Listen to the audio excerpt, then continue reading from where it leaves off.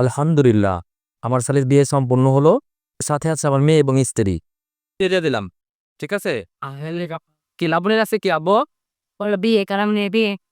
বলো বলো আমার কালামনির বিয়ে। বলো বলো নয় কই যে বলো তোমার কালামনির বিয়ে। বিয়ে দিয়ে দিলাম। ঠিক আছে, সবাই ওর জন্য দোয়া করবে। আমার মেয়ে ক্যামেরার সামনে কথা বলতে লজ্জা পায়। যাই হোক, আমার পাশে যাদেরকে দেখছেন তারা আমার শালা-শালী।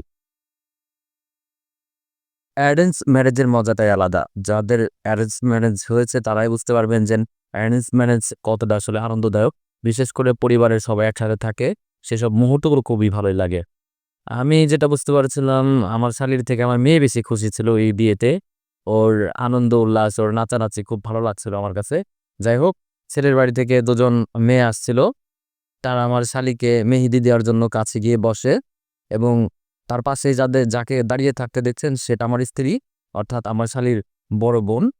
এবং আমার মেয়েও তাকিয়ে দেখছিল যে এই মেয়েগুলো কারা, তাদেরকে কখনো তো দেখেনি।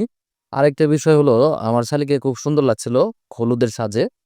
যেহেতু অনেকবার দেখেছি এর আগেও, কিন্তু এমন সুন্দর লাগেনি। আর বিশেষ করে মেয়েদেরকে মেকআপের পর একটু বেশি ভালো লাগে বা সুন্দর লাগে। সাদা শাড়ি পরা মেয়েটা এমন ভাব দিচ্ছিল, মনে হচ্ছিল সে একজন ভাইরাল পার্সন।